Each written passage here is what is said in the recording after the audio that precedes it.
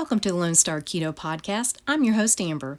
My vision for this podcast is to showcase experts in the keto carnivore community, as well as those who have compelling stories that inspire and give others hope. My wish is that no one has to suffer like I did.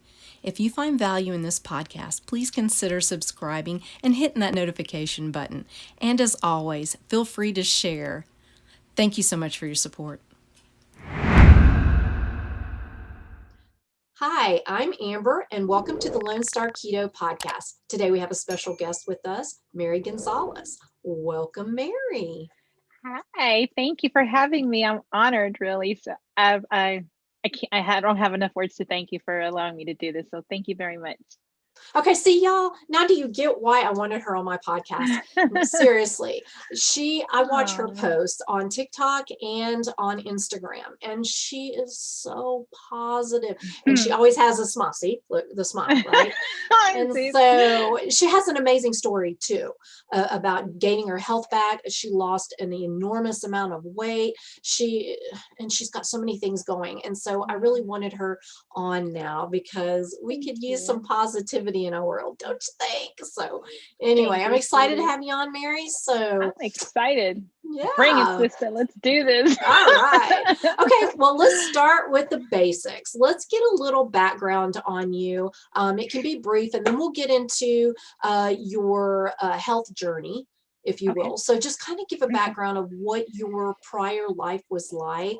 Like, what was your childhood like? I want to kind of understand where you ended up, where you were in order to need to go on this health journey, if that makes sense. Wow, I want a little background because I really don't know your background that well. Yeah. I just know the amazing things you've done since then. But there's a reason why you ended up where you were.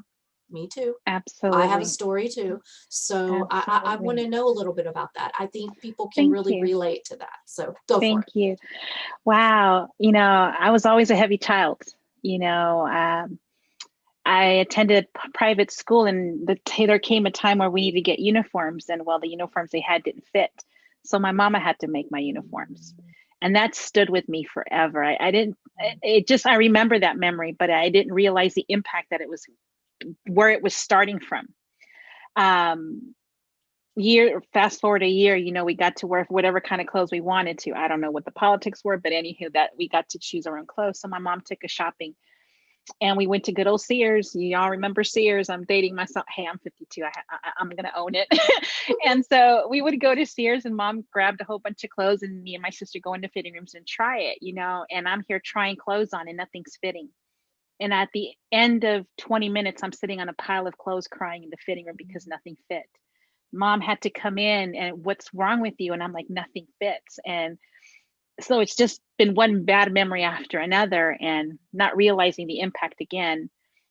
Fast forward, junior elementary, kids can be very cruel. I was always that fat kid, and I was I was the smart kid, but I was always that fat kid, that fat girl, the chubby girl, the girl with the cute face, but that butt that comes after the cute face thing, and I think that's where my personality began to shine. I think I learned to laugh, to mask things. If I was the funny one, they wouldn't see my weight. They wouldn't notice that. They'd notice the personality first and foremost. And so that's how it was. I focused on school. Regardless of my size, I was a great softball player. I was an amazing softball player from a little girl all the way up through college, freshman year in college. And so that's always stood with me. The name calling, all of that. I remember everything like it happened yesterday, Fast forward, grew up in a very strict environment, wasn't allowed to do things, go anywhere. My parents were very strict. And as a child, you don't appreciate that. You don't understand why they're that way, So from home, I went to marriage. I got married at 24 years old, didn't date, didn't go to dances, wasn't asked to go out on dates. Obviously, that was never my scene. School was it for me, and softball. Those were my two things. And so, you fall in love, at age 24, and your whole life takes a whole turn, and the weight was coming on little by little. It was a toxic marriage, verbally abusive. It was one where I was made felt like I didn't mean anything, like I didn't belong, like I wasn't pretty enough, that I didn't deserve that. I didn't deserve attention. And so words stick with you a whole lot longer than a bruise. A bruise will heal. A bruise will heal. You don't see the physical impact, but the things that go on in here, they don't go away. And so you start to believe these things. So on top of that, it was a narcissistic behavior. It was very unhealthy in any way that you can think of. And then along the way, my grandma passes away. And then of course, me and food, that food was my best friend. Food was the only thing that didn't judge me. Food was my go-to. It was always available. It was indispensable. It never argued with me. It never judged me. It was always there. That was my best friend. Anytime I was sad, depressed, lonely, there I go. Mindless eating. Before I knew it, I was ballooning quickly. Was pre-diabetic, had high blood pressure, high cholesterol, and just I was a mess. And then my mama passed away. 6 years. Her birthday was actually yesterday. Her 6-year anniversary of her passing was December 15th, and that was it. I ballooned to 297 pounds at this point, and I could be the loneliest person in the most crowded of places. Didn't matter how many people were in the room. I was always lonely. I always felt alone. And so food was my solace that whole time. Fast forward into the marriage now, 26 years, and I hit my rock bottom. I found myself crying in the closet, sitting on top of shoes with my face buried in a pillow so nobody could hear me crying. And I was just, I'm done. I attempted suicide once because it was getting so bad. I still get emotional about it. And so I'm sitting there crying and I'm asking, Mom, what do I do? I love you, but I know it's not my time to be with you yet. And God, just show me, just tell me where to go. I'm done. I had it with the marriage, mourning the loss of my mom, not being happy. It just all culminated into this thing where I was like, I just wanted to end it there too. That was the second thought I had. I says, no. Then I heard my daughter cry, Mama, where are you? And I was like, oh man, talk about a life-saving moment that did it in. And so I went in and attended to her, and I go back into the room and I just said, I just need a sign. And went back into the closet. And at this point, the chest pains were really bad. I couldn't even feel my left arm. My left arm was tingling. I was a stroke, heart attack waiting to happen. I'm surprised that nothing happened. So I had the phone in my hand with 911 dialed on it, ready to hit send. Because if something happened, I could at least push a button. They can find me in the closet, alive or dead. I don't know, what was going to happen. And so my last words were, God and Mom, I make a vow, if I live to see another day, I'm going to change my life forever. I don't know. Just show me what I need to do. I need something. I don't remember if I passed out or fell asleep in the closet. I woke up in the closet, phone still in my hand, 911 still on the screen. And I said, okay. That was the last tear I shed. I woke up, got up, took a shower, got dressed, walked to the computer.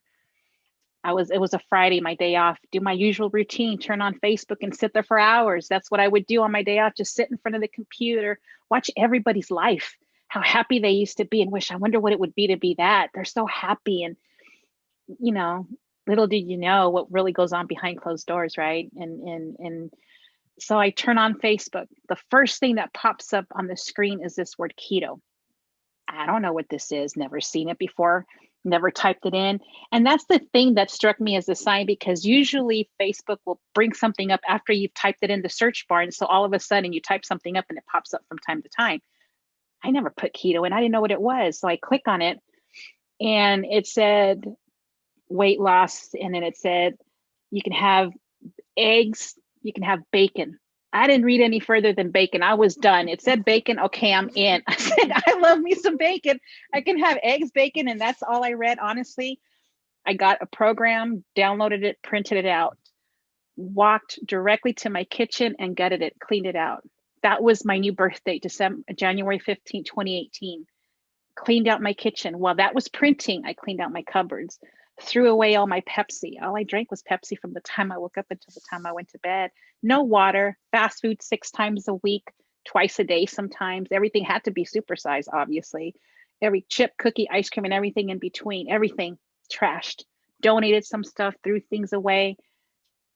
And so it began, Okay, I'm going to I'm stop you sorry if right I, yeah. there because I want to go back a little bit. Okay, you said that you were always pretty much the heavy kid. Why? Mhm. What do you think was the reason you were overweight at such a young age? Can you, now that you know more, That's what a are your great question. thoughts? And I thought about it. Mom didn't have snacks at home. I didn't grow up with the sodas. What ended up happening was I didn't like my mom's lunches. So I would trade my lunches in school, and they had the chips and they had the ding dongs. And I was like, yeah, my mama never bought that stuff. So it was during Whoa. lunch at school, and I would get that. And of course, we go to grandma's house, and you know what grandmas do, and then the neighbor across the street. And so I would just eat because it was there. It wasn't because I was hungry. It was just good, and I ate it. And so I remember my mother was in an abusive relationship with my father. And so I didn't relate the two. And so many a times mom would cry, and she would every once in a while bake some kind of cake, and that's what she would eat. So I'd sit with her and eat. So I have the memory of being sad, eat made you feel better. So that's what I did. I wasn't hungry, but it made me feel better. And so that's a great question. That's something that's not been asked of me. And yeah, I just had like this aha moment. So thank you, therapist.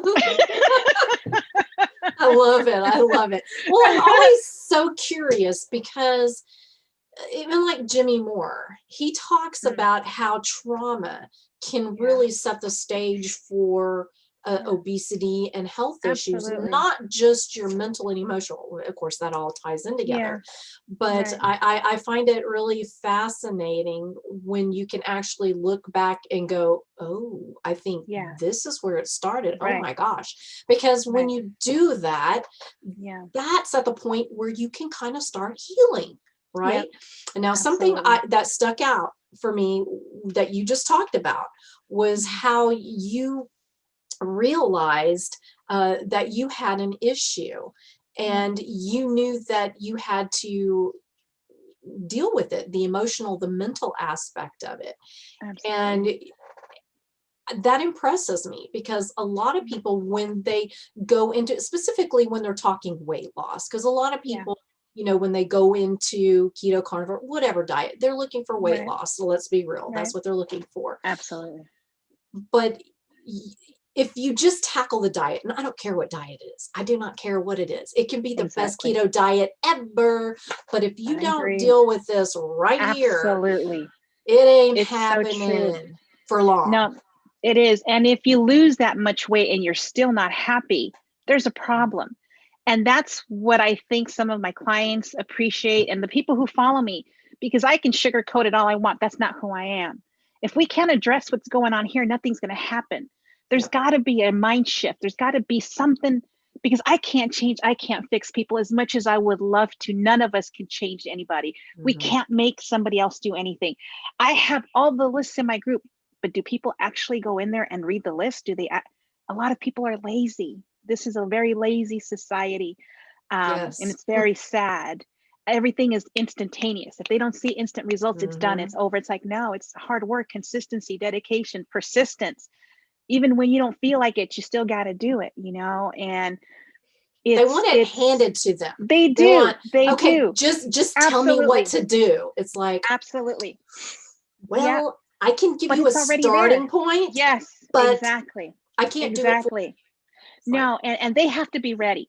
It can't be yes, because yes. somebody suggested it. And I get a lot, oh, can you talk to my daughter? Can you talk to my mom? I said, well, do they want to talk to me? Yeah, I right. can talk to them until I'm blue in the face, but if they're not ready to receive the message, there's nothing I can do or say that's going to convince them. And it has to come from them, because for them and only for them, not because somebody said it'd be a good idea. It's not. It goes beyond that. You got to want it bad enough. And at that point, when I made that vow to my mama and God, I said, I'm not going back on my word. This is the last time. I'm starting over, because that pain in my arm and that chest was no joke. That was no joke. And to wake up in a closet, I woke up in a closet on top of my shoes. I'm like, good grief, what other sign do I need, you know? And I said, no, this is the last time I'm starting over, and I'm going to do whatever it takes to finish this. Because I've started diets. Oh gosh, I was good at those. I wrapped myself up in plastic. I did the fen, I did the shots, I did the water diet, the Yep. egg diet, just the juice, the fruits, and all the other programs that are out there, well known. And it's like they didn't work. They may have worked if I gave them the full ability to be all in, but it But was it's all temporary. temporary. It's Yes, all temporary. temporary. Yes. It was all a temporary fix. That's I what people now don't saw it. get. They They don't don't get it. understand. They don't. No. And I'm looking at it now at the point that I decided this is a lifestyle change. This is my Mhm. life. This isn't to fit into a dress on the weekend. I'm not going to lose 50 pounds on the weekend. It took me at that point 49 years to balloon to 297 and a half pounds. It's not going to come off in a weekend. I was realistic, but I'm an overachiever, so I was gonna make sure I was gonna lose this weight this time. There was nothing, no temptation. I didn't snack not once. I didn't veer off. I stuck to everything for 11 months, lost 100 pounds. But I wanted it that bad. It's not like I was starving. I was eating. I was eating more than I was before. And it's what you're eating. So a lot of people think, oh, I only eat once a day. Well, what are you eating Mhm. once a day? Oh, it's a fast food. Well, there you go. Are you exercising? No. You can't not eat right and not do some kind of exercise. They don't go together. And you can't exercise and not eat right. Some people have amazing genes. Let's just take men, for instance, for crying out loud. They can eat things and they'll be fine. I see what they eat and it goes to my hips and my stomach without even having to consume the meal, you know? And so Yeah. it's be realistic. Be realistic. I always say don't have expectations. Expectations equal disappointments for me. Oh, they have my whole They do, life. you Oh, know, yeah. and I could not compare myself to somebody else. That's another thing that people just want to be like them, and oh, because I'm like, you can't compare somebody's chapter 1 to somebody's chapter 10 to chapter 1, you know? It's not going to happen. It's going to take time. And I think, once people realize how good it feels to be good, to feel good. And for me, I always like to say there's no food that tastes as good as feeling good does. Even now, 3 Exactly. years later, I don't crave the things I craved. Mhm. I'm not missing the bread. I'm not missing the ice cream. I'm not missing the ding dongs. I'm not missing the cake. I'm not missing any of those things. And I'm at the point now, if I choose to have something, it's not going to kill me if I have a scoop of something. But even then, it doesn't taste the same. I haven't touched a Pepsi in 3 years, and I don't even have the craving to do so. And so everything changes. And I don't know. I just wish I could make people see sometimes, but I can't. I know that's the thing that's one that I try to work with my clients on too. Is so much of the mental and the Yep. emotional. And if you Yep. don't change your relationship with food, if you don't change your Absolutely. restrictive mindset, instead of saying, oh, I can't have, because that Yeah. is so negative. And as soon as you say, I can't Yep. have, I'm going to tell you You what I want it. do. I'll tell you what You I do. want it. I want it, Absolutely. and tell me not to do something. Oh, you Yes. can believe I'm gonna Yes. do it. I don't Yep. care. I will chomp my nose Absolutely. off, to spite my face, just because It's I'm not true. having it. So if you're It's telling true. yourself, oh, Yep. you can't have that, and you're Yeah. restricting yourself, you're gonna rebel against yourself. It Absolutely. sounds silly, but But it's it's true. true. And So I change my words. how did you do that? Like, specifically, how did you get out of your head and turn things around to where you made this life sustainable? Going back to the power in the words, everything is a choice. I had to reprogram and unlearn everything I thought I knew and begin to learn. I had to Mhm. start with a clean slate. I couldn't bring my own habits, my old mindset into something new. It wasn't going to work. So I made it a point to change my words. It's not, I can't have that. I choose not to have it. And no is not forever, and it's that thing. If I don't do it, when? I'm not gonna fail this time. I'm not gonna fail. I just didn't allow myself to fail. Anytime there was an obstacle, I walked away. I would, if there was temptation in the office, I just walk. And they would be insistent. I said, I don't want any. No, I don't want any. And then it got to the point where it's very forceful. No, I don't want it. okay, we get it. I'm like, don't joke with me again. When I say no, it's no. You have to have that to say it so people understand. You can't say no and then, okay, well, I think I'll have something. They're not going to take you serious. They see you, you say no, and be sure of what you're saying. Say it with authority. And it's just a matter of changing your words. I changed my circle. I had to change my circle. I had a lot of negative people around me. I had a lot of people, oh, it's not going to work. It's not good. It's not sustainable. What didn't work was them. So I got rid of them, focused on me. I stopped watching TV. I stopped listening to radio and began to listen to motivational speaking, affirmations. I needed to feed my brain as much as I needed to feed my body. And I think people don't understand the power that's in here. Strongest muscle in the body, the one that's less used, the less that's less worked Truth. out. And so let me feed this. The rest will take care of itself. The body will do whatever your mind tells it to do. I am convinced of that. So just constantly changing my words and putting things in the universe, manifesting it, seeing myself at this weight loss and seeing what I'm going to get to do now. And just, I don't know, I can't explain it more than that. I mean, coming from somebody who used to walk on eggshells and couldn't even look up in the eyes and see to speak to somebody, who would avoid speaking to people because I couldn't stand it. I couldn't even look in the mirror. I couldn't do any of those things. And to now be on live as often as I am on all the social media platform, it's like, I still look in the mirror. I'm like, dang, who are you, girl? Look at you. Look at you, girl. And you have to do that. You have to, if you want to fake it till you make it, do so.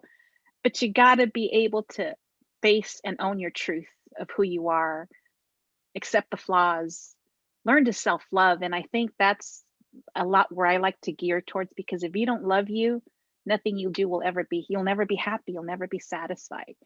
And I can't look for that in other people. It's not going to happen. I can't, Yes. somebody can't complete me. Somebody else is not going to make me happy. If I'm not already happy with me, how is somebody else possibly going to do that for me? So I had to be my everything. I had to do that for me. Then when that person comes into my life, then it's a compliment. We're complimenting one another. I can't fix or find things in others that I need to fix within myself. And I think once I did that, it just snowballed. I got confident, not cocky. I got confident, and you stand taller. You speak with assertiveness and authority. There's a way to say things to get your point across without being sarcastic or arrogant. That doesn't work for people. It just being humbled, and I don't Yes. think, unless you've been in our shoes, walked what we did, had to suffer and go through what we did, nobody can relate. There's a lot of people out there who've never been overweight and trying to tell people how to lose weight. I'm like, you have no idea the psychological impact that being overweight does to somebody. It's not just the body, it's up here. So Yeah. you and I have a better understanding of that. We can relate. And I think that's what sets us apart from a lot of people. We're relatable in many aspects, not just the weight loss, the psychological effects and Yes. And let everything me that goes with ask you that. this. Have you ever dealt with an eating disorder of any kind or an exercise disorder? I had one lady who was anorexic. No, actually, I mean you. Like Me, in no, your life. You've never, okay. no. I've Wow. never, no, never binged, never, no, none of that, never Wow. starved Okay. myself. Um, I'm very blessed in many aspects, despite how big I was, you know, I still wanted to move, but my body wasn't letting me. I didn't have the energy to move like I wanted to. Mhm. And I knew what was bad food from good food. I mean, I already knew it, but I ignored it, and we have to get to that breaking point for us to open up our eyes and hit that rock bottom for us to see. And even Mhm. then, sometimes people don't see. They're still in denial, and that was truth enough for me. I was done. I was done. I was just tired of being tired. I was tired of being tired and not being able to play with my granddaughter. That was another turning point for me, if I can say really quickly. I Absolutely. She was only 2 years old, ball of energy, ball of energy. And I would watch her on Fridays. I didn't take her outside to play because if I put her outside, she'd take off running on me. There's no way I could chase her down. I'm 297 and a half pounds. I can't chase a 2-year-old to the door, much less around the corner. If she took off running on me and something happened, I could never live with myself. So I imprisoned her because of my inability to have the energy to play with her outside. So I made her a prisoner of my own body. I had to play with her sitting in a chair in a recliner because I didn't have the energy to play with her. I couldn't go on a swing with her. I couldn't run with her. I couldn't play with her. I was too tired. I was too tired. And so that always stood with me. And I never forgave myself for that for a minute. After I lost the weight and I came back to California to visit them, we went to the playground and I just had tears in my eyes. And I says, I'm doing this time. I ran up those stairs on the sled, went down the slide with her, went on the monkey bars, swinged on the swings. And it was like, man, reliving that and creating a new memory. I'm really big on remaking memories that made me hurt, that brought back pain. So for every bad thing that's ever happened to me, I've recreated it with a happy memory. Because I don't even want the bad memories. I don't want the bad memories anymore. Anything that was me in the past died. Everything about me had to die. I had to birth again. And so I'm making it a point. I'm almost done recreating memories. But I didn't even want to have that bad memory in me anymore. Not that to say I'll ever forget where I was, where I started, or what it was like. I don't want to relate anything negative to what used to be. It's in the past. I can't change it, but I can sure as heck make it happen now and change it. And so I recreate memories, old one, bad ones to good ones. And so it's been an amazing thing. That. Oh my gosh. So, yeah, I think I'm going to make a meme and print it out and put it on my wall somewhere.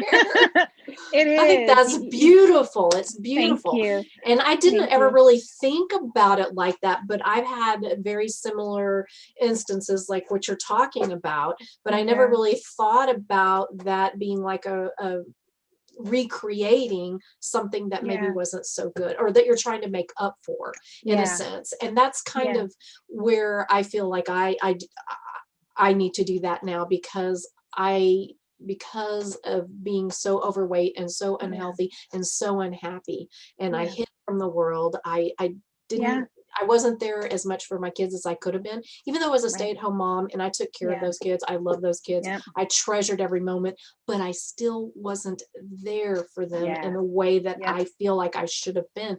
There's a lot of guilt. And so, my grandbaby, who she'll be 2 on this month.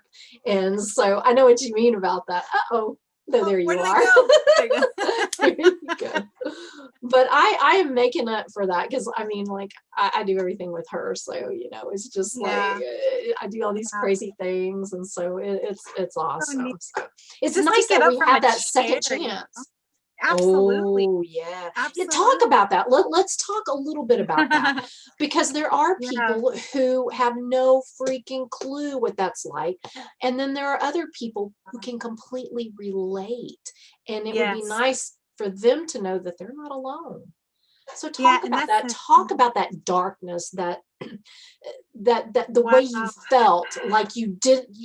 I don't know about you, but the way I describe it is I was so embarrassed about the way I looked and I felt so horrible but I wanted to be a part of things so bad. Yes. I did. So I always envisioned myself, I would like to be a fly on the wall.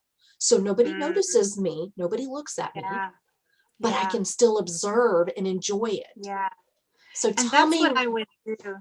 Yeah. I could be the loneliest person in the crowded room.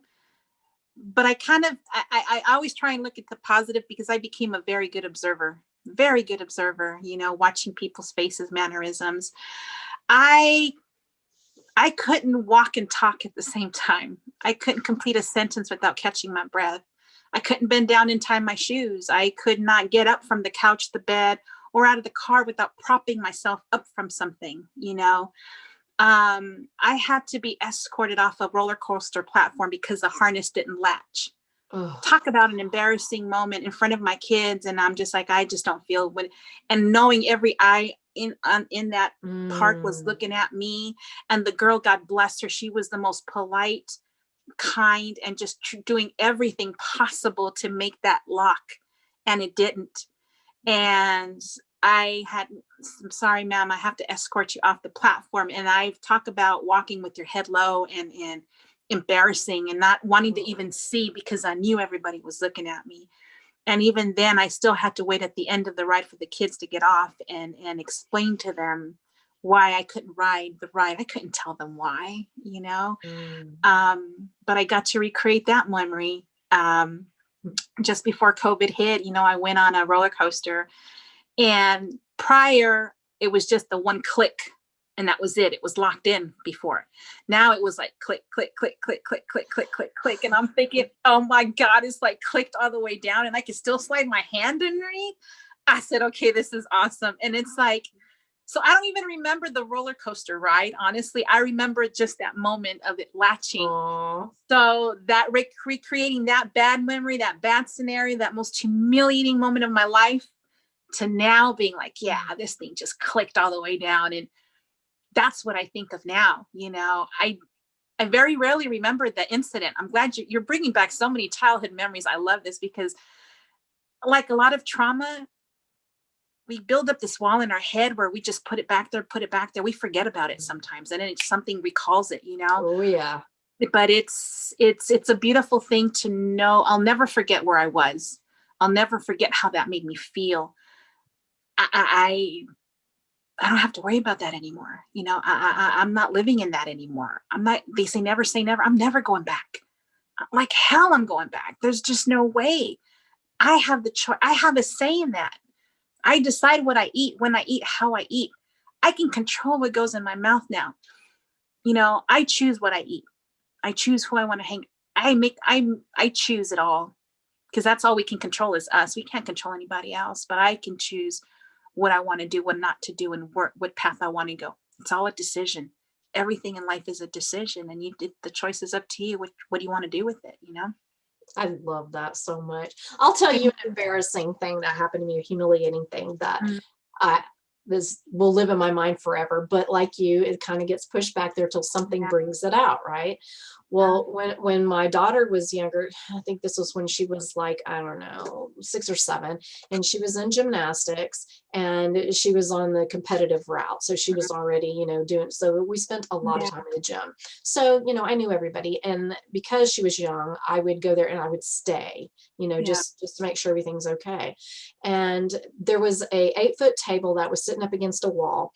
And apparently it was broken to begin with. Okay. I didn't know that. I was, you know, heavy, right? I was like over 240 pounds. I'm only 5'2". So I was large, and I kind of leaned up against the table and it broke and fell and made this god awful loud echoing sound. And everybody turned around and looked at me. And even though the table was broke and, you know, I was told it was broke, everybody's looking going, oh, that fat girl just broke the table. Yeah. Yeah. I mean, you know, that's what they were thinking. Absolutely. I mean, and that was humiliating. Oh my God. God forbid I go to a buffet place and, you know, just fill my plate. That's another thing. I'm like, okay, and try to pretend, you know, like, oh no, I don't do buffets. I don't do fast foods anymore. It's just, I want a quality of life, you know. Yes. And what drives me is I was my mother. My mother passed away at 72 of a heart attack. My mama was well over 300 pounds and she was 5'4", if anything, you know.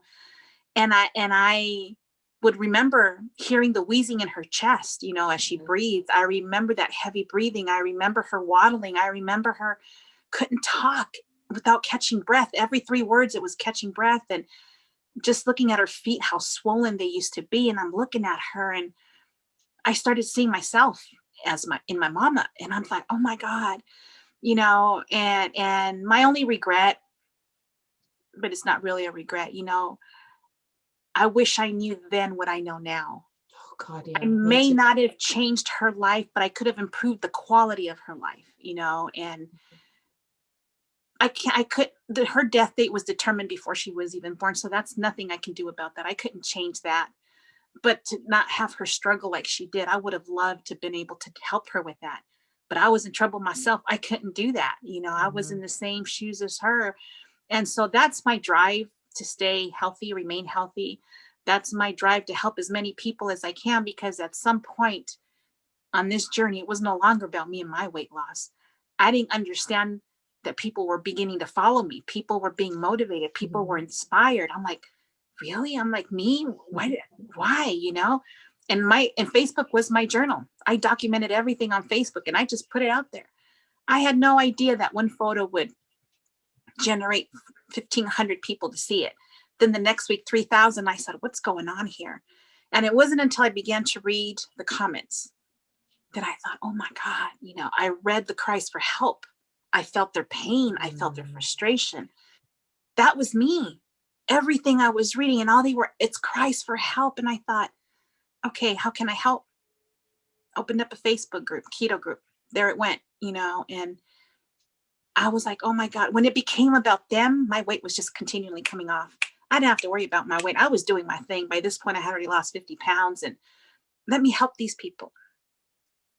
And when it becomes about somebody else, it's more important, let me help, because I know what you're going through. I know what you're feeling. I know what you're saying.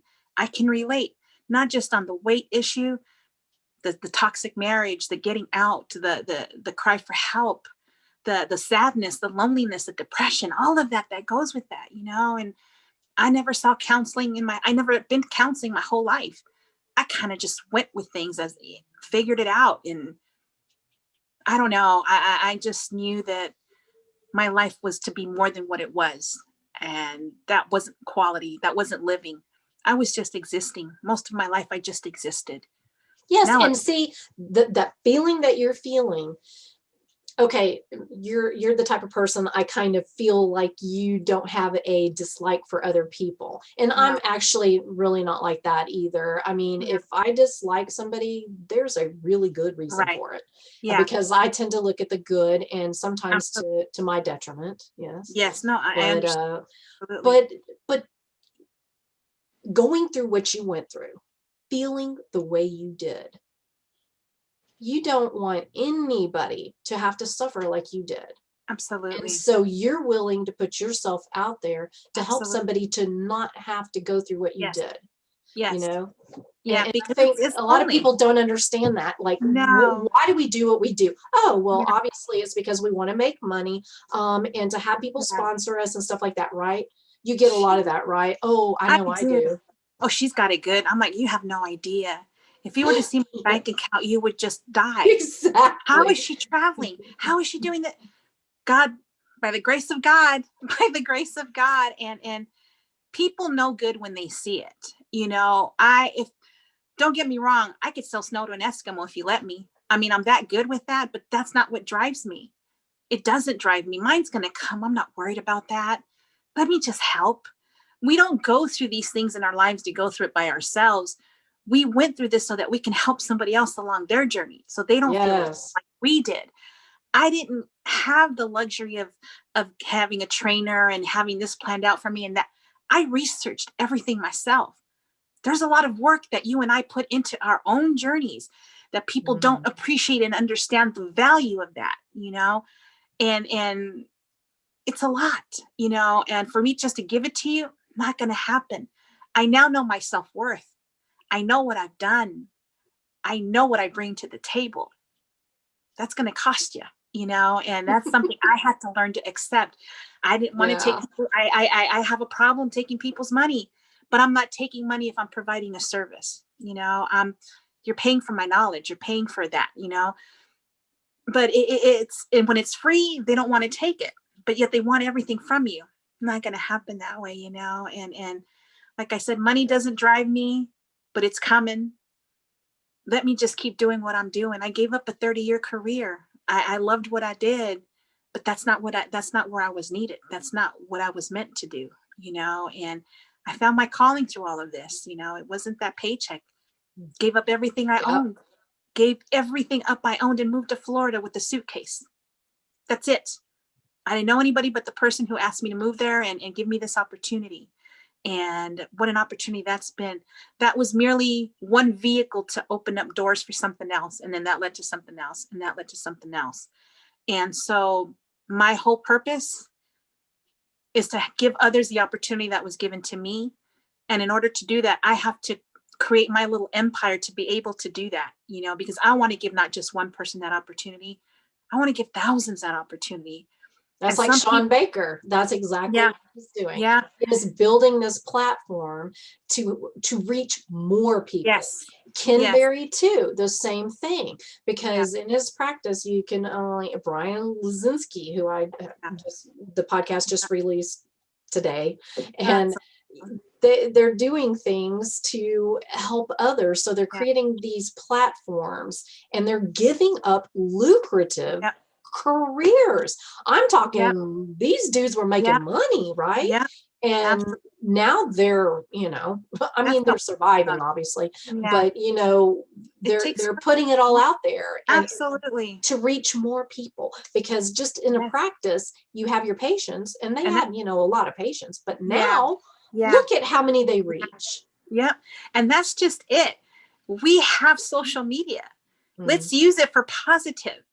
I don't need to be dancing and, half scantily clothed to get followers. That's not my job. That's not for me. Thank God didn't give me that journey to do, because I don't want any part of that. Let me pour some knowledge into you. Let me use the social media as an extension of my voice. Let the followers be my ripple effect. They share your videos, they share your words, they share your posts. We're being seen by a whole lot more people than we actually see while we're doing these things. I always said I'm going to go worldwide with this, not realizing what I was doing. I didn't realize the manifesting I was doing. I want to go worldwide. And me thinking I have to physically be everywhere. Girl, my stuff has been in India. It's been in Nigeria. It's been in Malaysia. It's been in Spain and Finland. It's all over the world. It's already out there. The power of social media, the power of people who believe in you and won't question a thing you say anymore. When you're consistent and you're constantly being seen, they trust you. I would rather build a relationship with somebody than make a quick sale. A quick sale is not going to last. Quick sale is not going to last. Where are they now? Oh, and you're going to have people. Oh, that's a whole nother issue. But it's like, no, you're true to who you are. People believe you. You're not being scammed. They're going to believe you. They have faith in you. You're a living, walking testimony of your own journey. And yet you're here helping us. Yeah. Why? Because nobody was there to help me. I can help you. I know better. I have social media. We didn't have internet when I was a kid. Internet didn't come until the late 80s, computers. We didn't have the accessibility that we have now. And so I choose to use all my platforms as an extension of that. Yes, me too. How many more? Apparently by the thousands, pretty soon the millions, and that's a beautiful thing. That's powerful. It is. And it's so good to use the platform in a positive way instead of what you see every day.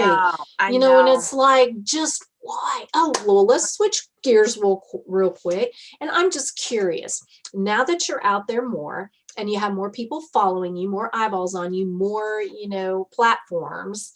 Right. Do you get negative feedback? Do you have little crappy comments made to you?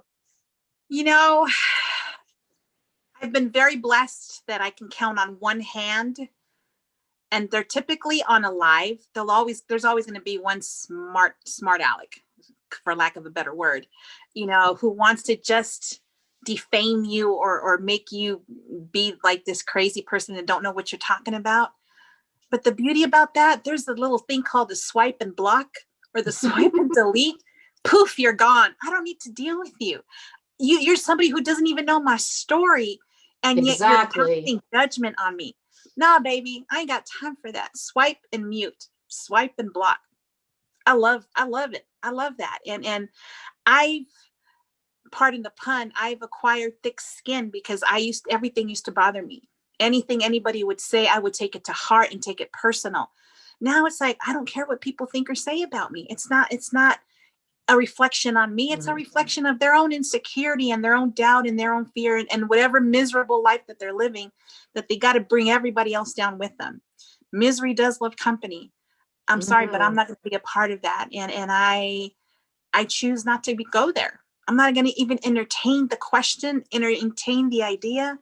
You don't deserve an explanation. You don't deserve anything. You know, I'm not going to give you my time.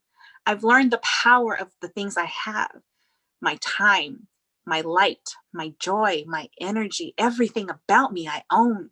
I don't freely give that up to anybody. I don't make decisions on what somebody else is going to think about it or me after making a decision. They've not walked a day in my shoes for me to give them that much power. I don't do that anymore. Oh, I love this. I don't do that anymore. There's a lot, you know, in losing a lot of weight, I gained a whole lot of stuff. I love me. I love a whole lot of me. And that's something I couldn't say. And I love I that. just, man, that's powerful. That's so powerful. I'm at the point now where I like myself. Yes. I can't say love yet. I'm not there yet. I've still got some work to do, but I don't look in the mirror and go, yeah, not working. Yeah. You know? Yeah. I kind of accept where I'm at. And that's beautiful. That's like, beautiful. Okay. All right. Yeah. We know what to do. Let's get it done. Yeah. So, yeah. And you know, and a lot of, and I want to clarify something. People just think weight loss is about losing weight. It's not about losing weight. It's about feeling good, feeling healthier, having a quality of life. Because I've seen a lot of thin people who are not the healthiest people that I know. And yet I've seen some heavier set people who are healthier than the thinner people. They have more energy than the thinner people. So it's not about losing weight. It's about feeling good, feeling better in your clothes. Maybe you don't want to lose weight. Maybe you just want to feel good in clothes. Nothing wrong with that. Feeling good creates a domino effect on everything else in your life. Once you feel good, things don't bother you as much. You know, life gets a little bit more tolerable, like you mentioned earlier. Man, I don't know. I'm in a point in my life now where everything is synced. I don't have my mind going this way, my heart going this way, and my body going all different directions. Mind, body, heart, and soul, it's all in unison, baby. It's all going in one motion. And it's like momentum. And that's a feeling that I wish everybody could have. And, God, me too. Man, it's just, when you realize health, that's the thing. And that's something I never really fully understood. Even when I had health, I didn't really think about that. You know, it's always like, I just want to lose weight. I want to look good in my jeans. You know, that's all I cared about. I didn't really, health is something you worry about when you're 70 or 80. Right. And now coming out on the other side, I'm like, wow. Yeah, it's eye-opening. And I had another, I don't know, a scare, you know. A week before I started keto, and I had already scheduled an appointment for the doctor the following week. I didn't want to see a doctor. I knew what they were going to tell me. I already knew, you got to lose weight and your blood pressure. I said, I don't want to hear it. I go and never had a mammogram at that point. So I had my first mammogram at 49. Me thinking, well, it doesn't run in the family. There I am being ignorant. Yeah, it is what it is, right? And it doesn't, and it's not until you know somebody that it will affect you. You know, if it's not directly around your vicinity, you just dismiss it, you know? Well, they found something in my left breast the week after I started keto. And so your life flashes before your eyes, right? And she's in there looking, and I'm like, oh my God, you know, I'm like, okay, worst case scenario. I went in for a test. Weeks later, it was still there. Come back in 6 months, we'll do another biopsy, we'll do another ultrasound. I says, okay. I had started keto the week prior. When they weighed me in, I had already lost 15 pounds my first weekend. But first weeks are going to be your biggest weeks. The water weight, the no sugar, whatever. So I was like, man, okay, this is off to a good start. I go 5 months later, 6 months later. 6 months later, I've now lost 60 pounds. So this is my next visit. I go in there and the technician's doing her thing and she's digging and digging and digging with that little thing. And I'm like, oh my God, why is this taking so long? My first thought is this is either going to be really good or this is going to be really bad. I can't, I'm looking at her trying to read her and I can't. And I'm in there for a good 30 minutes when it should have taken a few minutes. And I'm like, okay, so please go wait outside. The doctor will be with you. I didn't even have my butt on the seat. She calls me in and I'm like, oh my God. That was the longest walk on the Shores corridor I've ever had. Literally, my life is flashing before my eyes, dead man walking. I'm thinking of all these scenarios that I'm not going to get to see after I get this news. And, now I've gone through the divorce and now, all of this is going on. I sit down and the doctor looks at me, looks at the chart. She looks at me, she looks at the chart. She goes, woman, what have you been doing? I said, I did keto. Did you consult anybody? I said, just myself. I decided to do it. I wanted to see for myself. I needed to do this. She goes, my gosh, you've lost 60 pounds since I last seen you. I said, yes, ma'am. She goes, well, you know how cancer survives, right? I says, no, ma'am, I don't. I really don't. And she says, well, keto might have just saved your life. And I said, excuse me? I said, I don't know what you mean. She goes, cancer survives off of sugar. And I said, I've cut all my sugar out since I decided to do this. And she goes, I don't know what to tell you. She says, but whatever was there is gone. We can't even find it. We can't locate it anywhere in the vicinity. Whoa. So I'm like, what? Say that again. And now, as she's repeating it a second time, I'm thinking back all the years, 49 years of what I was doing to my body. Every soda, every ice cream, every cookie, every chip, every fast food, every supersized thing I ever consumed. I was killing my own self. Didn't even know it. Didn't even feel it. Didn't manifest it. Didn't know it was happening. And she gives me this news and I thought, the timing of it all. God's timing is impeccable, and I'm thinking that's going on. The way it happened, how everything came to an end, how my being done with everything happened and how this fell into place. And I thought all of these chains of events had to happen for me to get that news that it was gone. And I'm like, oh my gosh. She goes, well, we want to do a biopsy anyway. I said, do whatever you want. I said, do what you need to do. Go in there. They put a chip in there. They just monitor it every time I go in there to see. But I'm like, wow, this could have been a whole different scenario. I may not have even been here talking to you today. Wow. Not only I'm no longer pre-diabetic, I no longer have high blood pressure. I no longer have cholesterol issues. I no longer have whatever it was I had in my left breast. It's gone. Do I want to give that a possibility to come back? Hell no. Why would I want to go back to eating the things I used to? Because that's the other question. Do you want to, when are you going to get off this keto thing? When are you going to go back to eating the way you did? I'm like, are you kidding me right now? Have you not seen my before and afters? Do you really think I want to go back to that? And now knowing that I could have possibly dismantled this whole thing that was going on in my left breast because all I did was choose the way I wanted to eat. No, I'm not going back to that. So yeah, it's been eye-opening on many, many things. Losing weight has opened my eyes to so many things. And man, I've got my health for however long that's going to be. I'm going to have my health. And if there's anything I can say or do about it, I'm going to do it. And I'd rather live my life not having medicines, being dependent on something else to keep me alive. Not going to happen. I have the choice. And I choose me every single time, unapologetically so. And it's time. It was time to put me first. As That's mom. beautiful. That's beautiful. That's beautiful. I love it. Love it. Love it, Mary. Love it. Thank you. Yeah, I love Thank that. Love you. that. Okay, so let's talk a little bit of when you started keto. Describe that moment where you realized this is life-changing. Yeah. Describe that, because I know I have a very distinct moment where I was like, oh my gosh, why did I not know about this? And my life was forever altered because of it. I want to hear about you, because I know you had to a point where you're like, whoa. There was a couple. The losing the 15 pounds in a week, that was one.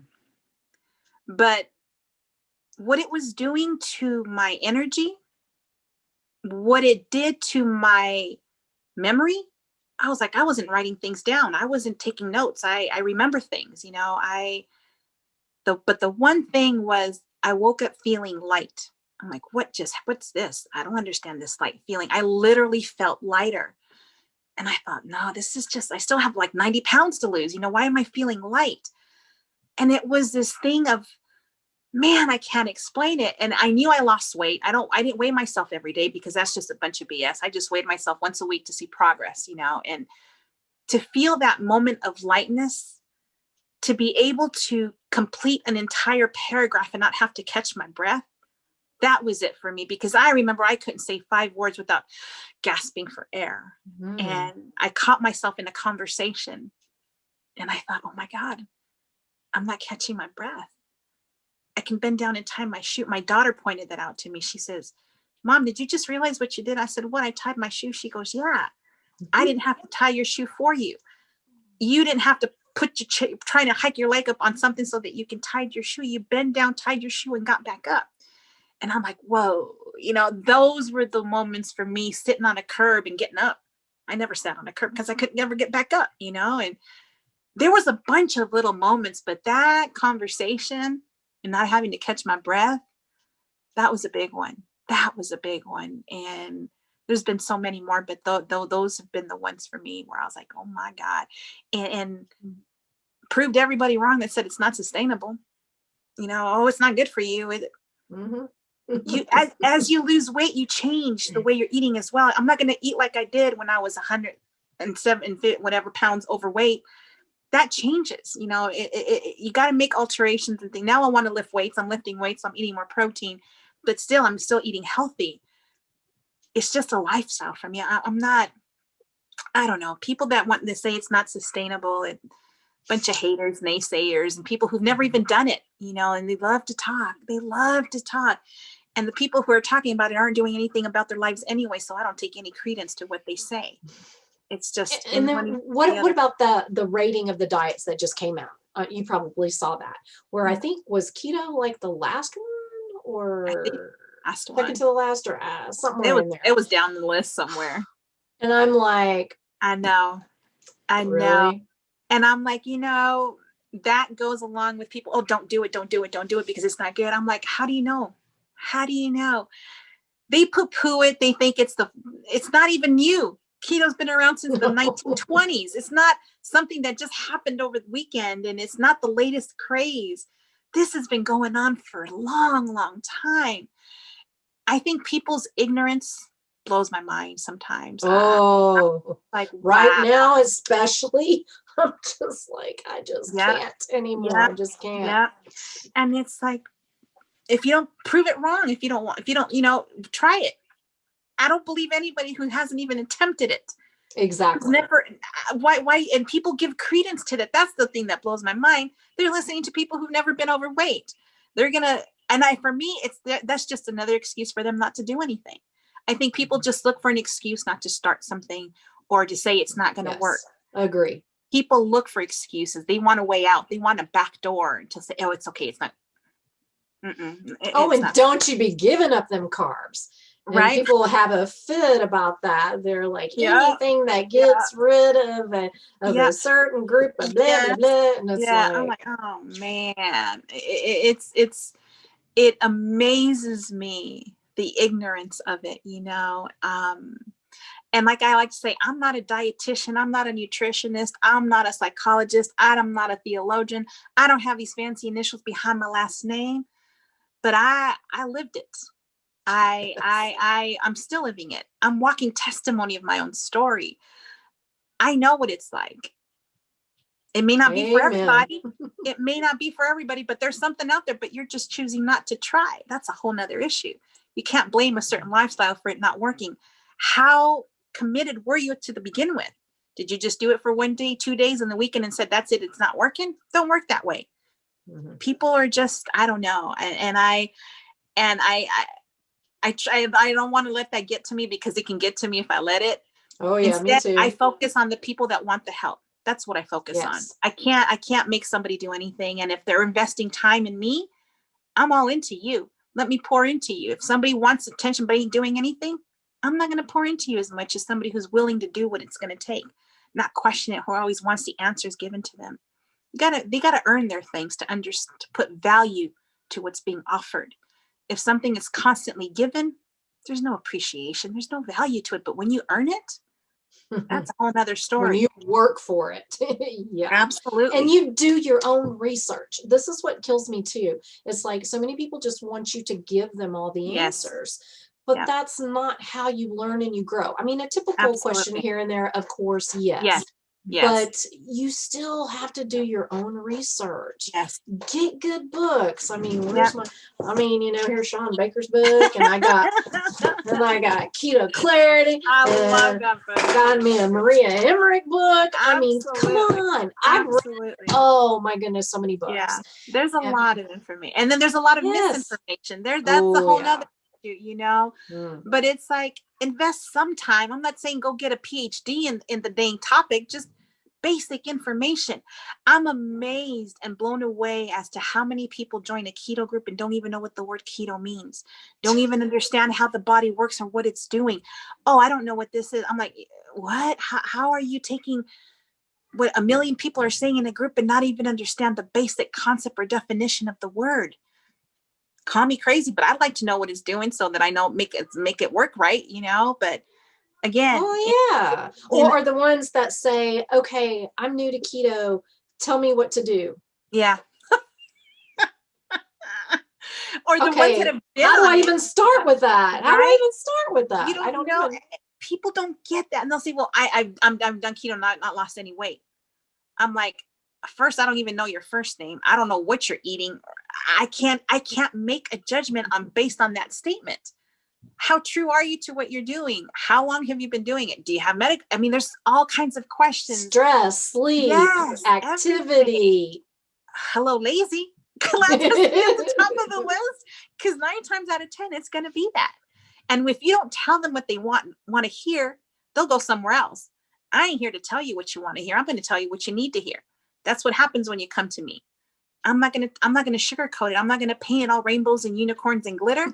It ain't all of that. This is like, it ain't for sissies. But you do it with a smile on your face. See, That's so right, that I can cut you with my eyes, girl. I can cut you with my eyes. But I got to smile. Absolutely. And it's all in the way you deliver it. You know, you can't be yelling at somebody and in their face. Nobody's going to listen to you that way. And nope. I'm just going to continue being me. And I've also understood that not everybody's going to like me, and that's okay.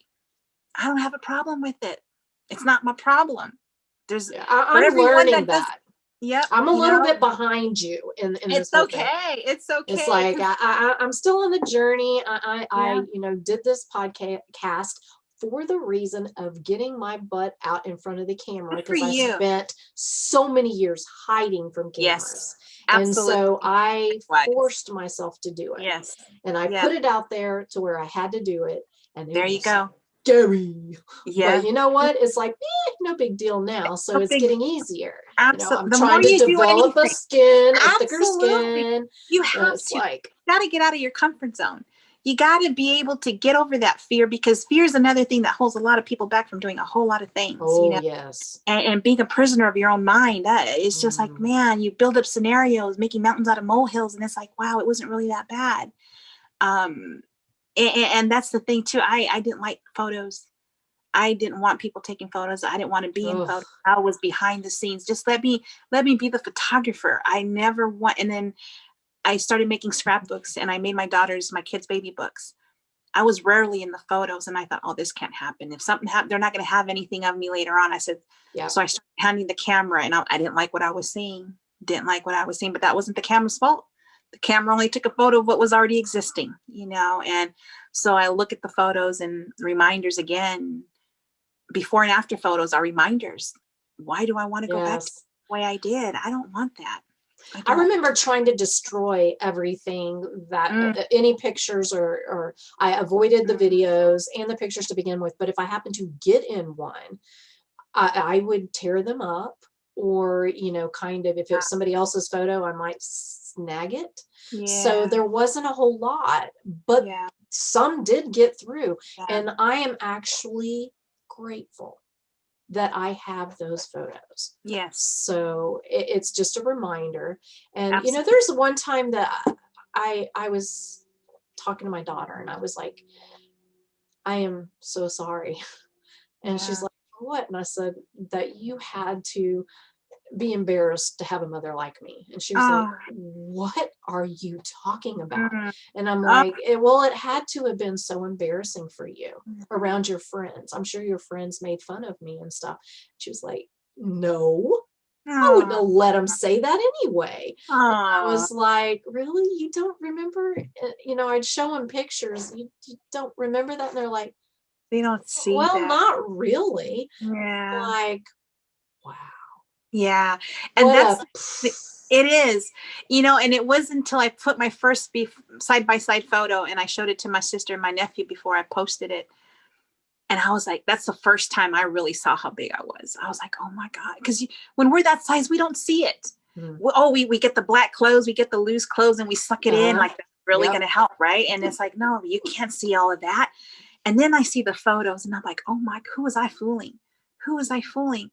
And my nephew, God bless him, at the time he was 8 years old, and I show him the photo and he's looking at me. And he said, you know what, Dia? Dia means aunt in Spanish. And he says, I never saw you that way. I'm like, what do you mean you never saw me that way? You were always laughing and smiling, so I never noticed your weight. And I was like, an 8-year-old saint is telling me this. And I'm like, whoa. And then brings back, always laughing, always smiling. Well, to hide everything from the neck down, let them remember my personality, my energy, my sense of humor, so they don't remember my weight. I feel And you. I feel you. but I had to own everything about me. I had to like that. You can't move forward and not own your truth and who you were and why you were the way you were. That's part of the process. Yes, That's part and of the that's transformation. how you got to where you are right now. And you would not be able to relate or have empathy for those struggling with similar issues if you hadn't gone through that. And I think that's how we can be very uniquely different in the fact that we do know what it's like. We're not just this cutie little, in the gym all the time, never struggled. We've been through it all. And that's why there's some doctors that I think are fantastic who have been through that. They have been large, and then they gave low carb, keto, carnivore, whatever a try, realized how it worked, kind of started implementing it with their patients, and saw this huge difference, and they were blown away. And so like us, they are wanting to get that out there, even if it meant losing that lucrative career they had. Yes. That's how powerful this is. And that's who you want to go to. Those people that understand what it's like to have been a weight, to lose the weight, and want to help others along the way. And that money isn't everything. Money, there's nothing in the world that money can't buy you happiness. That has to come from within. Money can't buy you a husband, although it can in some countries, but that's not the best way to go, It's just the things that you think you can buy are things that come from within yourself. Everything stems from self. Everything. And it just goes into a whole other tangents. It's not just about the weight. It's so much more than that. And if the people can relate the two. Yes. They powerful. Okay, we didn't actually go over this. You mentioned you lost weight, but you didn't really say how much. I want to know how much you lost. I mean, people do want to know this. I don't want to focus on this, but it's a huge thing, and it should be celebrated. And I also want to know, like, what size were you versus now, or how many size differences there are, if you don't want to say that. Whatever you're comfortable with. I'm comfortable with it all, Mama. I'm comfortable with it all. I've lost 147 pounds.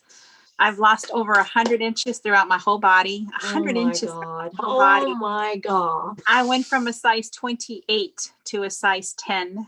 And it's just like, I have another story. God bless him. My boss passed away. He was like a father to me, treated me like a daughter, and he passed away. And it was time for me to buy something to wear, and at this point I had already lost 50 pounds. I had already lost 50 pounds. And, I go the department store and I go to the plus section. It's instant. It's automatic. I didn't give it a second thought. Go to the plus section. I go pick up my size 28s, and there I go. And that was the first time I had been in a fitting room. That's the first time I had been in a fitting room since I was a child. Remember that little story I told you at the beginning? Whoa. This was the first, I never went into a fitting room from that age of 8 until I was 49 years old. I didn't go into another room. I didn't want to go through that experience again. I knew what that was once, and I never, ever, ever set foot in a fitting room from the age of 8 until I was 49. And so I go in there and I'm trying to dress. I'm like, oh my God, this is huge. So I said, okay. And I tried the rest of them. They didn't fit. So I go back at a 26. I'm going down one size at a time. I said, because, I don't want to relive that memory.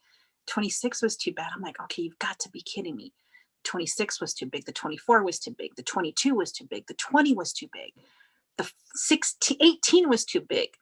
I'm like, I didn't drop this many sizes, right? So I'm like, okay, now I get some really cute looking clothes. I says, I don't have to get that flowered ensemble anymore, and that polyester thing. I don't have to get that anymore. I don't have to get those muumuus. So I'm like, I fit into a size 12. I said, are you kidding me? A size 14? I said, okay. I said, I'm going to go to another store. Another, see what else I can find. Found something else I liked. I went into a New York & Company. Could never fit into those clothes before. And I'm like, God, that's a pretty dress. I'm just going to try it on, see what happens. God, it fit. And I was bawling I was crying in the fitting room. I was taking pictures. I sent it to my friend at the time. And I says, look at the size. And that was a size 12 at the time. And I was like, oh my God. I said, and they fit. And so I spent the next 4 hours walking in every department store, trying on everything I've ever wanted to try. I didn't buy a damn thing.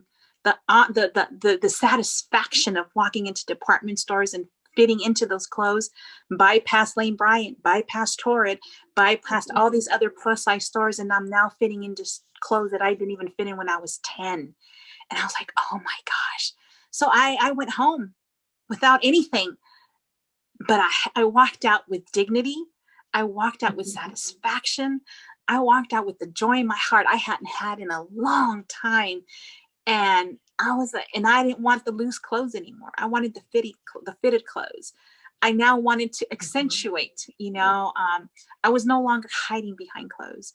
And so I went from a 26, 28 to a 12. And now I'm down to a 10. So it's fun. It's so cute. Fun. Isn't it so the best? Fun. It's like it's best. Amazing. Yeah. It's like, oh my God. It's like, okay. And I'm like, and now, I'll walk by a storefront mirror and I'll catch a reflection of me, and then I'll do that walk back thing and I'll look back and I'm like, I said, that's you. And I do that still. Yeah. I'm like, kitty girl. I said, look at you. And I smile now, I'm not afraid to look in the mirror. I bought my first full length mirror ever, after I lost so much weight, and to see myself in the mirror, which is something I never could do. I didn't even want to look in the vanity mirror because that was only from the waist up. I never wanted to look at a full length mirror. I couldn't be honest with what was looking back at me, and I do. Yeah, and now it's like, I'll even give myself a wink in the mirror, like, get it, girl, you look good today. It's like, it's a beautiful feeling. It's a beautiful feeling. It is. It's the most freeing thing. It is. I remember when the first time that something kind of similar happened to me is when I walked into a store. I immediately went to the section, kind of like what you did, to the larger sizes, and there the store was kind of split into two. Mm-hmm. And Clothes Barn. I don't know if you've ever been in one of those, but they kind of, how they separate.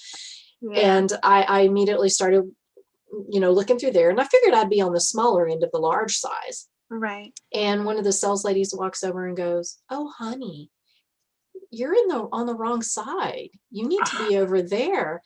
There's nothing over here for you." And I was like, wow. Whoa. Wow. I just remember that. Just wow. People could be very mean. People just insensitive, and they can be. Yeah. Man, and very hurtful. Could be very hurtful if you're already broken and you hear something like that. That just puts you to a low that you never think you'd reach, and no, but I was on the bigger side, and she told me I didn't belong there. I needed to be in the small size. I'm like, I That's so liked awesome. that. That's It's so like, you awesome. know, it's like, Oh my God. I don't know if you know, but I haven't written romance in a long time, but I'm a published writer. And I started writing this one story. And this is when I was, before I lost weight or anything. And I was just the point of depression. And I was writing this story about, it starts out with this girl going into a store, and that exact same thing happened, but it was the opposite. It was, Yeah. you belong in the big girl size, Yeah. that, and that's how I started my story. I never finished that one, but I felt like I needed to tell this story about what it's like, Absolutely. Yeah, and the one highlight, I never owned a pair of jeans. I couldn't fit into them, and we went into a buckle store in Florida. I love buckle. I loved the clothes, and I'm like, I had never been into a store like that, and I'm like, God, those pretty blouses, those will never fit. I'm still in that mindset. And the girl's looking at me. She goes, yeah, these will fit. I'm like, no, those look kind of small. She goes, no, they'll fit. And I'm like, oh gosh, should I do it? I'm like, okay, I'm gonna do it. And I put them on, and I was like, oh my God, these jeans, I'm wearing jeans. I never owned a pair of jeans in my life. And I got a belt. That's another thing I never owned, was a belt. Me either. I know what you mean. Always elastic. It was always elastic, or, spandex, never a belt. And I'm like, I'm wearing a belt and I'm wearing jeans.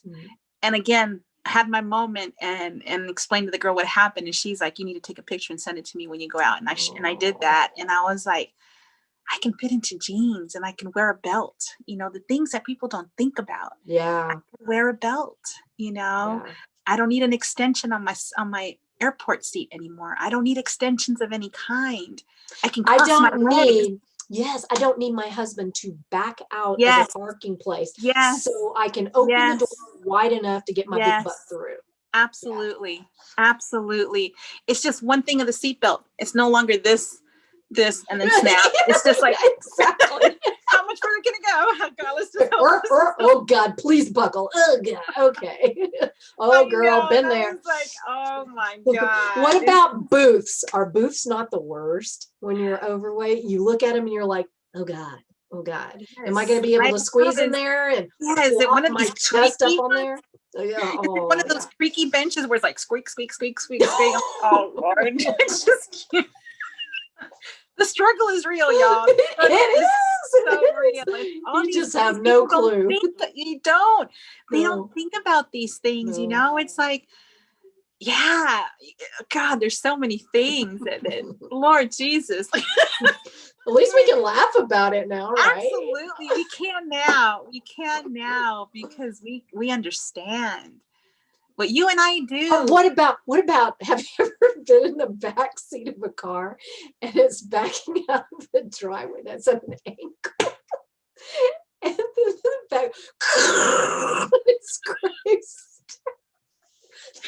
Oh my gosh. It's like, oh, it's not me. It's not me. Man.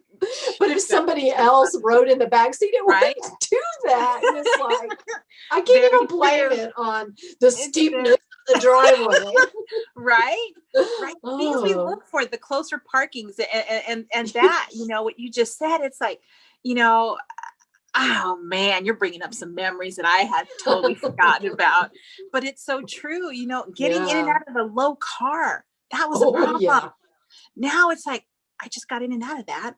I didn't even have to grunt. I just got out, it's those little things. And it's just like, man, we've come a long way, you and I, a long way. And I have to tell you something that you will probably relate to too. Well, my dad has always been a big dancer, a country dancer, two-step, waltz, whatever. He excellent dancer. He used to teach lessons at a dance hall. So he was really good. Cool. As I was growing up, I wasn't into country anymore. I was listening to pop and stuff, the 80s music. I'm an 80s girl. Yeah. So that's what I listened to. So, and then I had kids, I got really big and my health was horrible. And my husband and I, we just didn't really do much other than go out to eat and to a movie. Yeah. That's about all I could do. Right. Yeah. Well, after I had lost all my weight and I got really healthy, off my medication, all that kind of stuff. Well, my husband and I, we had taken dance lessons. And so we could really learn how to do it right, even though my dad was really good, because I never really did it, which seems so weird that his daughter wouldn't be able to dance right. So we took dance lessons, we learned whatever. Then we started going out to the dance halls and we were dancing, and we're having a good time. And then we've learned to do the turns, the tricks, the stuff like that. And so we had a lot of fun. Well, the first time my dad witnessed it, he cried. Oh my God. He cried. He was like, that was just the most, he was so happy. And he would just stand there and just grin, tears in his eyes. Yeah. That's so neat. Yeah. Those moments like that are just the things that you do that you don't even know. And for you to be in such a bad place, that something so simple as somebody dancing would be this emotional event. That tells you how bad I was. And absolutely. That his heart was broken, that I wasn't living my life. Yeah. A lot of us are just shells. A lot of us are just existing. I was a shell.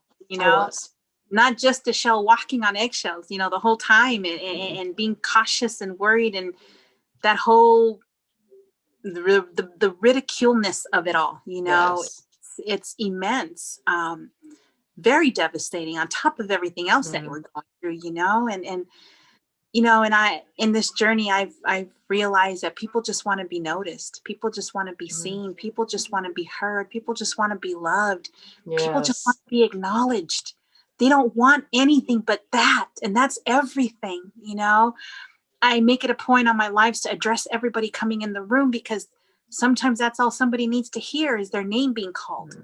That could be huge for somebody. And so I've been told, you shouldn't do that. I don't care. Then you go do your life the way you want to. This is my room. I'll do it how I want. You don't like it, don't do it on yours, but I'm doing it on mine. And they don't understand. And so I address people. Doesn't matter where I'm at. I don't hide behind my mask. I still smile behind my mask. I smile with my eyes. I'm still going to be who I am. I'm still going to say hi. I still want to hug you. That's just me. I'm not going to become insensitive because of the situation. That's not who I am. Thank you. And now more than ever, people need it. More than ever, people need that. I'm not going to live in the fear of it. I'm just choosing not to. And whatever's going to get me is going to get me. It doesn't matter what it is. And it's not going to be this. That's for dang on sure. It's not going to be this. And I'm going to go out kicking and screaming. Amen, sister. Absolutely. And with the smile on my face, and I love it. I have to live my days as if everyone were my last, because it could very well be. It could very well be. I don't go to sleep without making sure that somebody wasn't left in my head I should have called. I don't want to live with the woulda, shoulda, couldas in my life. What if that was the opportunity, only last opportunity to call that person? I'm not going to go out like that. I make sure I do what I need to do that day, and I'm good. At the end of the day, if I can put my head on my pillow and rest and be good, that's all I can do. That's beautiful. I can't live any other way now. This feels way too good to go back, and it's only going to get better. It's only going to get better. And it's just awesome being alive in every sense. Not just alive in the world, but just alive on the inside. For years we've been dead. For years we've just been quieted. Our lights have been turned off. Our voices have been shut down. And now I'm not turning my light off for nobody. I'm not quieting my voice for nobody. I'm not changing who I am to make you feel better about you. Not my problem. Not my problem. I will never allow anybody to steal my joy ever again. I'm not going to do that. And I'm good with me. I'm real good with me. And God's going to bless me with somebody to come into my life, but it ain't going to be just anybody. I'm not going to change who I am. Or if he's insecure about my strength and my power as a woman, then you're not the one for me. I don't worry about finding a man. I ain't got time for that. I'm working on my empire. I got lives I got to go change. I got to do stuff. A man is just whatever to me, I've been through it for 26 years. I don't need that. So the next one, if he's fortunate enough to have me in his life, Love He'll it. understand. Absolutely. He's not going to come with an instructional manual. You're at my level, all right, we're at the same level and going to rise up together. You're not here and I'm here, you're here. I'm not going backwards. No. I'm not going backward. I complete me. I make myself whole, not some man. I make myself happy, not some man. It's not going to happen that way. Nothing can be unless you're happy with you. You can't love somebody if you don't love you.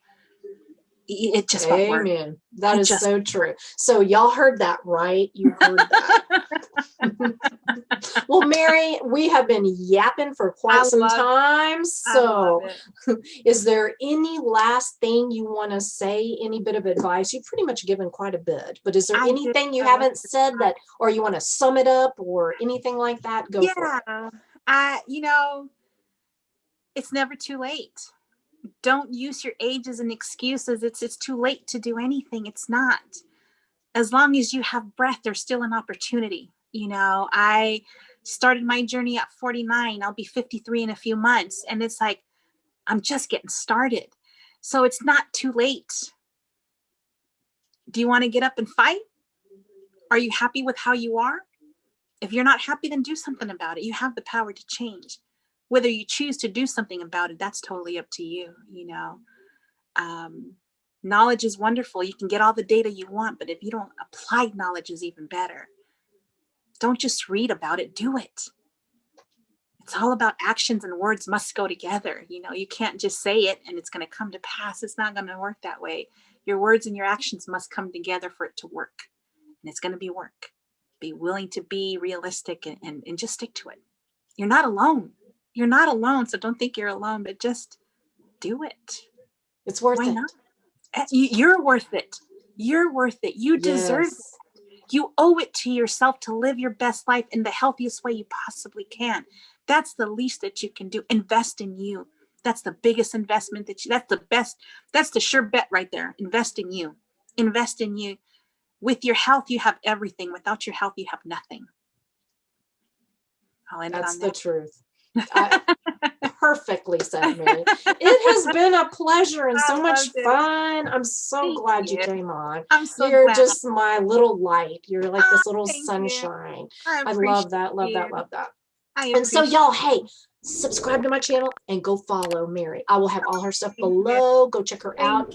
I promise it'll be a good thing because she just is this little beacon of light. So you need her in your life. You need her in your life. Thank you so much. I appreciate you. Thank you for the time. Thank you for the platform. Thank you for the invitation. Truly is an honor because I've been watching you for a long time before we started noticing each other that way. And it's you've been a blessing to me, and I thank you for that. And continue. Ditto, girlfriend. I adore you. So y'all be sure to check her out. Well, Mary, again, thank you. Love you. I love you. Blessings, Mama. Thank you. Bye.